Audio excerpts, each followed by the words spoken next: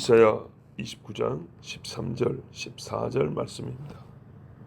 주께서 이르시되 이 백성이 입으로는 나를 가까이 하려 하며 입술로는 나를 공경하나 그들의 마음은 내게서 멀리 떠났나니 그들이 나를 경외함은 사람의 계명으로 가르침을 받았을 뿐이라.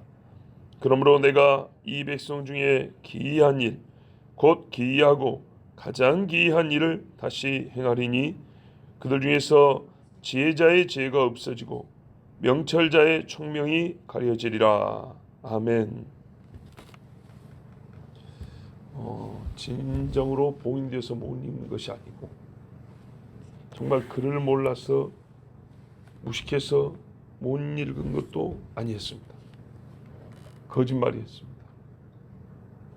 마음이 하나님으로부터 멀리 떠났기 때문에 안 읽은 것이지 못 읽은 것이 아니었습니다. 멀리 갔어요. 멀리 갔다는 것은 싫다는 얘기입니다. 주님이 가까이 계시는 것을 느끼는 것도 부담이 됩니다. 안 계셨으면, 어떤 이는 주님이 여기 계셨으면 살았으리이다. 어떤 이는 저 예수만 없었으면, 예수님 그래서 죽였잖아요. 이게 유대인들의 욕만한 자들의 본심이었어요.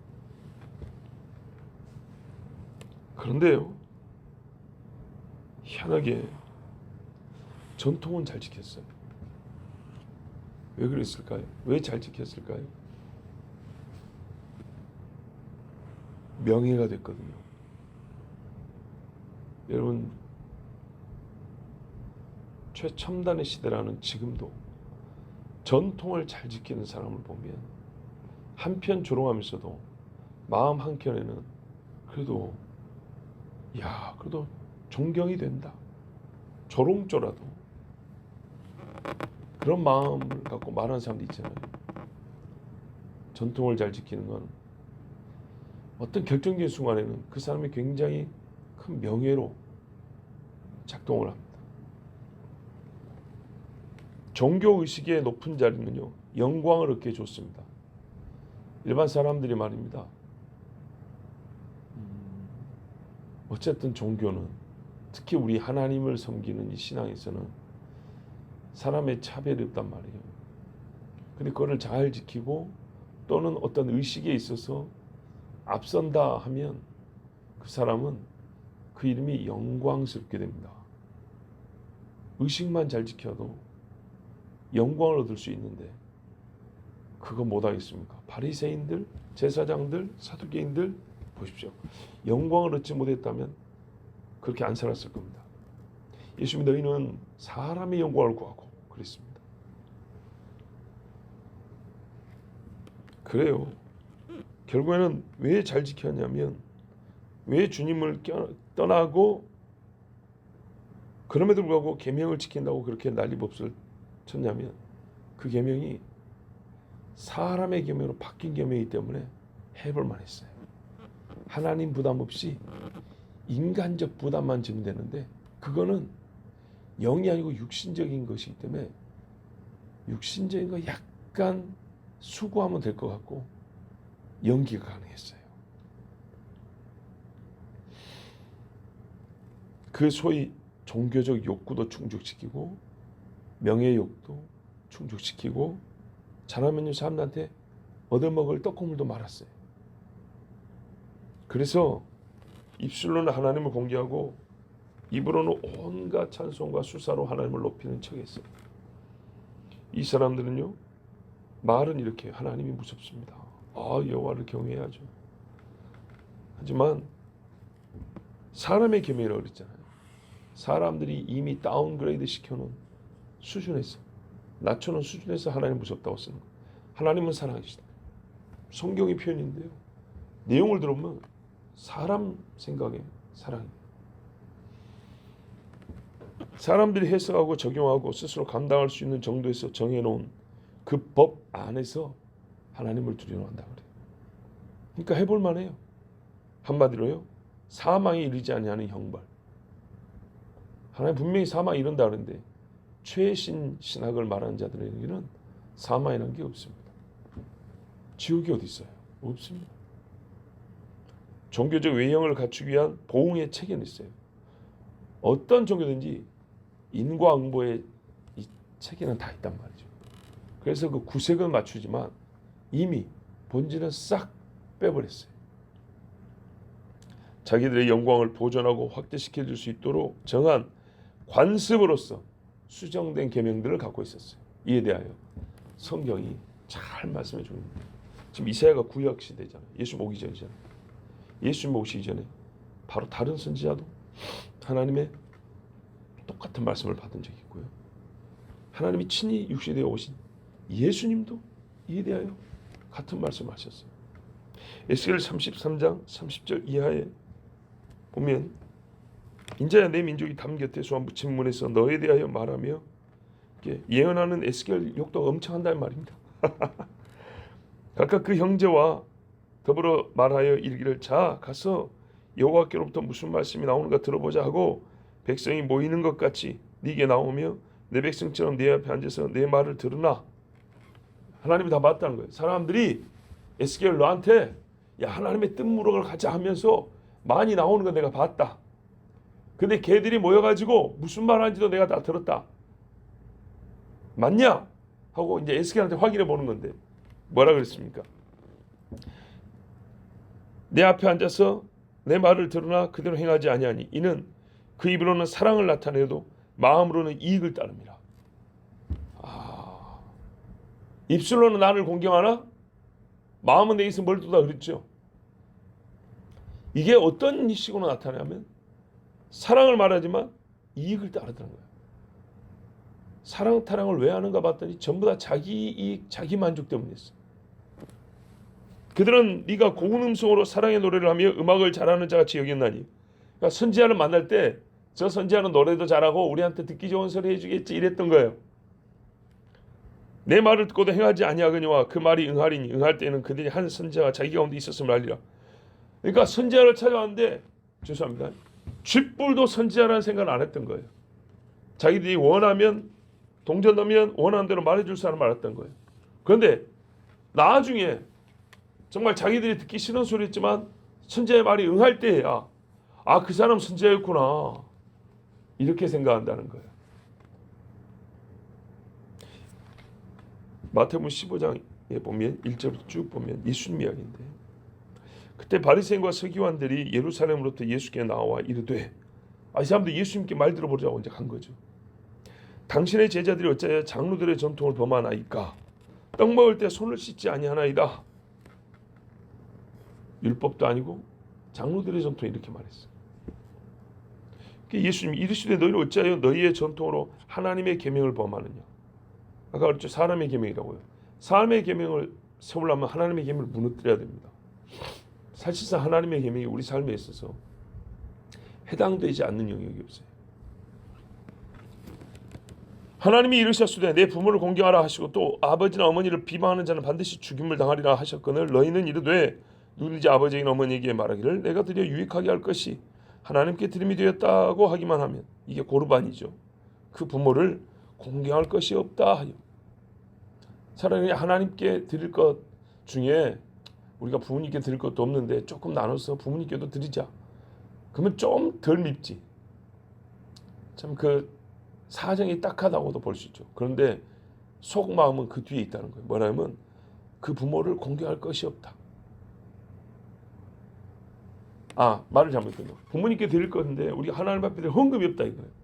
부모님께 말씀드려서 아버지 내가 이걸 아버지한테 다 드리고 싶은데 내가 하나님 앞에 드릴 예물이 없으니 이거 좀만 좀 떼어 가져가면 안 되겠습니까? 어떤 부모 하지 말아야겠어요.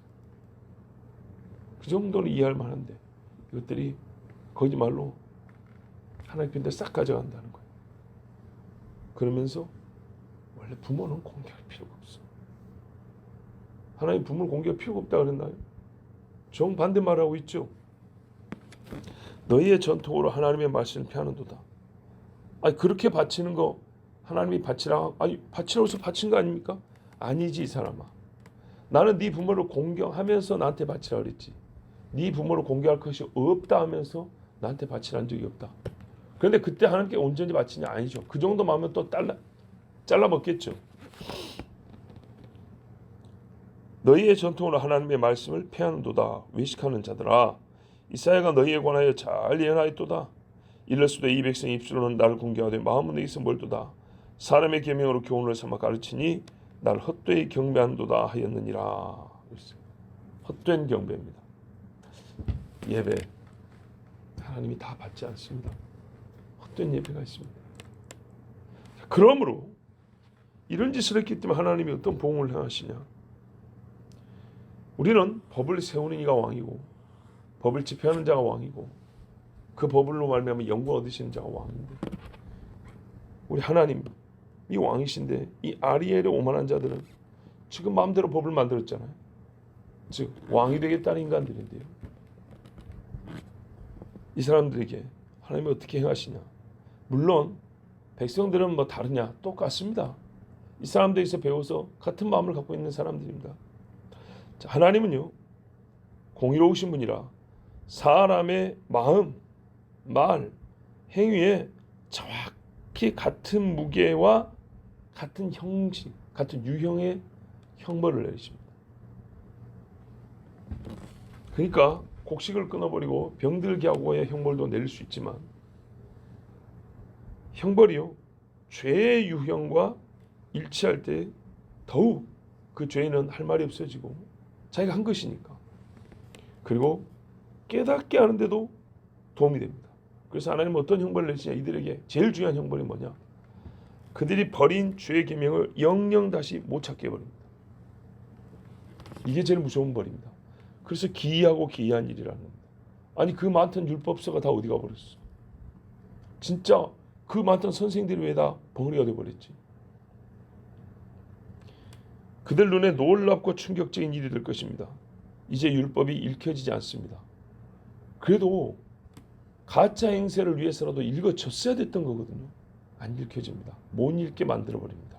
진짜로.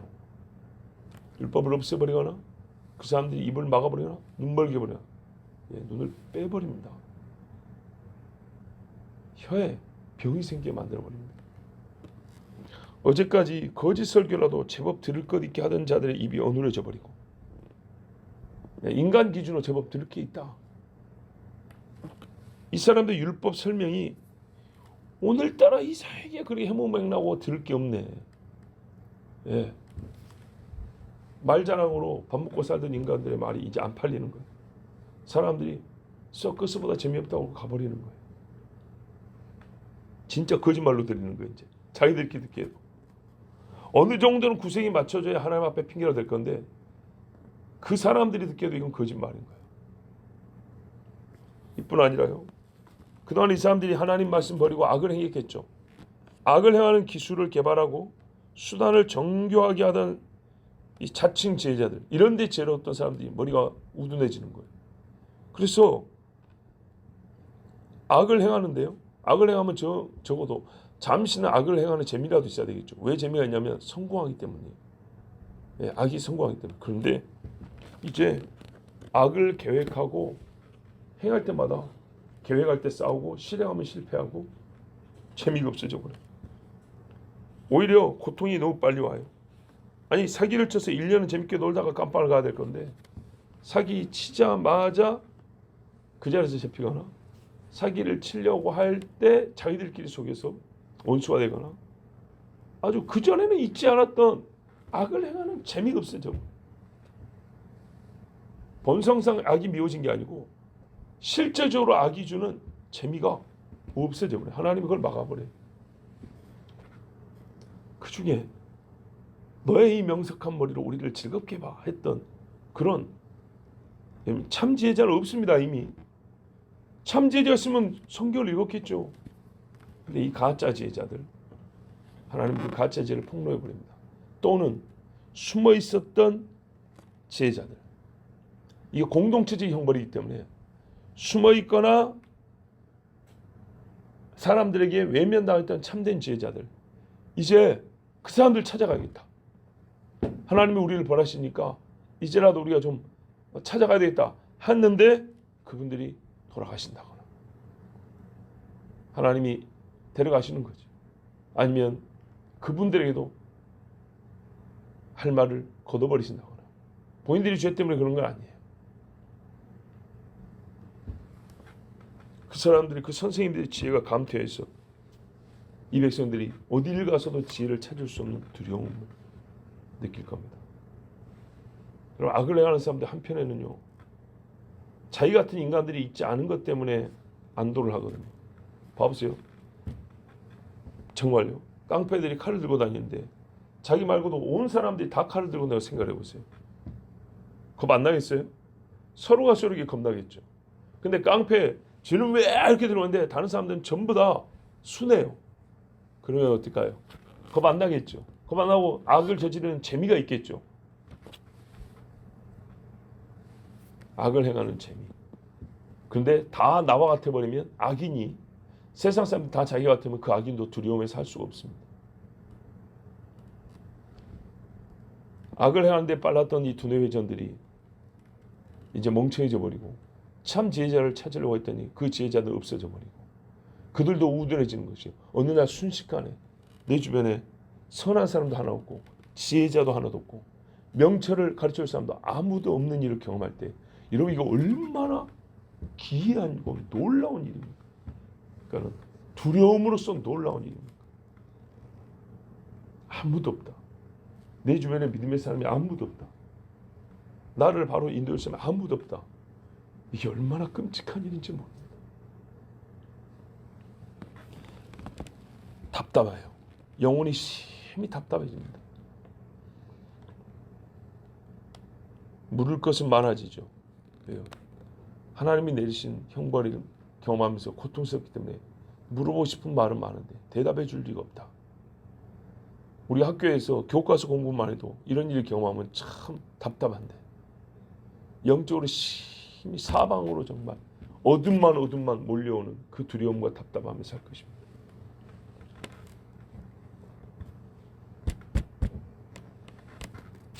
사방에 사망이 깔려있는 무서움. 지혜가 사라지면 그것을 대번에 경험하게 됩니다. 여러분 성경이 말씀합니다. 두려워할 자를 두려워하라 그랬어요. 하나님이시죠. 그래서 경외하라 그랬잖아요. 두려워하지 않아도 될 자를 두려워하면요. 정말 두려운 일을 경험하게 되고요. 참으로 두려워할 자, 곧 여호와 하나님을 두려워하면요. 두려워하지 않아도 되는 그것들은 진짜 두려워하지 않고 살 수가 있어요. 두려움 없이 살 수가 있어요. 그러므로 여러분 주 여호와 하나님을 두려워하세요. 오늘 말씀에 경외함이라고 그랬잖아요. 경외한다. 한자 표현이지만 한글로는 두렵다는 거예요. 원색적으로 그냥 그대로 두려워한다는 거예요. 그러면요 주님이 평강을 주세요. 이 두려운 자를 멀리 떠나지 마시고 가까이 하세요.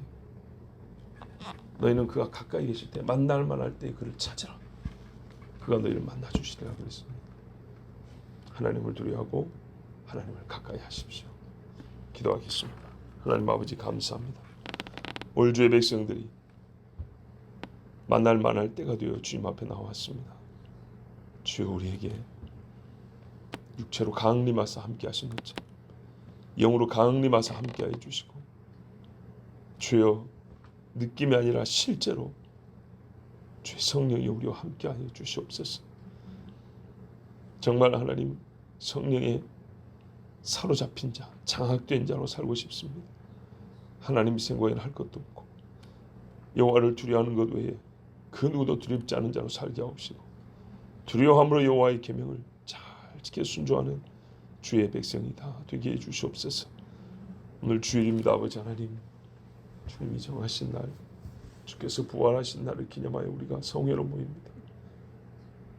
처음부터 끝까지 시간의 주인이신 하나님 함께 하시고 우리의 모든 성례가 하나님의 말씀의 선포와 기도와 찬송과 예물드림이 성도의 교제가 또 봉사함의 섬김이 교제함이 다 주님 안에서 이루어지게 하여 주시옵소서.